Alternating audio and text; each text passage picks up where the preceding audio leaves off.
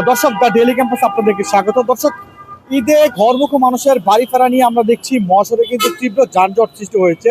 এই মুহূর্তে আমরা অবস্থান করছি নবীনগর চন্দ্রা মহাসড়কের ঠিক নবীনগর পয়েন্টে, এবং আমরা দেখছি এখানটিতে কিন্তু তীব্র যানজটের সৃষ্টি হয়েছে।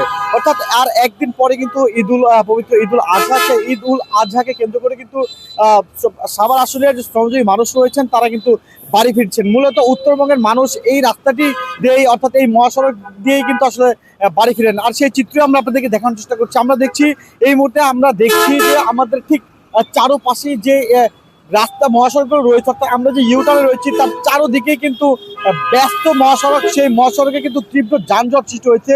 যে যেভাবে পারছে সেভাবেই কিন্তু আসলে বাড়ি ফিরছেন, কেউ ট্রাকে, কেউ বাসে, কেউ বা গরুর গাড়িতে করে কিন্তু আসলে বাড়ি ফিরছেন আমরা দেখছি।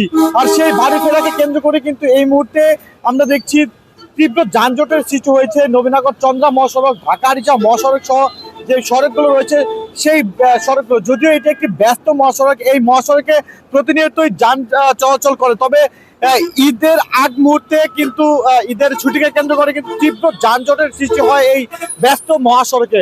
সেই তারই কিন্তু প্রতিফলন আমরা দেখছি আজকে এবং গতকালকে। আমরা দেখেছি গতকাল দুপুরের পর থেকে এবং আজকে সারা দিন ব্যাপী কিন্তু আমরা দেখছি তীব্র যানজট কিন্তু সৃষ্টি হয়েছে এই নবীনগর চন্দ্রা মহাসড়ক এবং ঢাকারিচা মহাসড়ক। আমরা দেখছি ব্যস্ত এই মহাসড়কে যে যেভাবে পাচ্ছেন ট্রাকে, বাসে এবং খোলা ছাদে করে কিন্তু আসলে তারা বাড়ি ফিরছেন। আমরা তেমনটি আপনাদেরকে আমাদের ক্যামেরার মাধ্যমে দেখানোর চেষ্টা করছি। দর্শক, যে যেভাবে পাচ্ছেন আসলে এই ঈদকে সামনে রেখে প্রিয়জনদের সাথে আসলে ঈদ আনন্দ ভাগাভাগি করে নিতেই কিন্তু আসলে তারা যেভাবে পারছেন সেভাবেই কিন্তু বাড়ি ফিরছেন। আমি যদি আপনাদেরকে আরো একটু দেখানোর চেষ্টা করি, আমরা দেখছি এই দিকটাতে কিন্তু এই লেনেও কিন্তু আসলে যানজটের সৃষ্টি হয়েছে। তবে আমরা দেখছি আইন শৃঙ্খলা বাহিনী বেশ তৎপর রয়েছেন। এখানে 2 থেকে 3 জন আইন শৃঙ্খলা বাহিনী রয়েছেন যারা কিন্তু এইখানটিতে কাজ করছেন যাতে মহাসড়কে কোনো প্রকার অপ্রীতিকর ঘটনা না ঘটে, যাতে করে আইন শৃঙ্খলা বাহিনী কিন্তু সে কারণে কিন্তু তৎপর রয়েছেন যাতে মহাসড়কে যান চলাচল স্বাভাবিক থাকে, সেটির জন্য কিন্তু এখানে আইন শৃঙ্খলা বাহিনী তৎপর রয়েছে। আমরা কিছুক্ষণ আগে মহাসড়কে হাইওয়ে পুলিশ রয়েছিলেন, ওসি, তার সাথে কথা বলেছি। তিনি আমাদেরকে যেমনটি জানিয়েছেন তারা কিন্তু এখন পর্যন্ত তৎপর রয়েছেন আসলে কোনো প্রকার অপ্রীতিকর ঘটনা যাতে না ঘটে, যাতে করে যান স্বাভাবিকভাবে চলতে পারে সেই ব্যবস্থা তারা করছেন। তবে আসলে মহাসড়কের ঈদের ছুটি কেন্দ্র করে যান চলাচল অতিরিক্ত হওয়াতে কিন্তু আসলে এই যানজটের সৃষ্টি হয়েছে।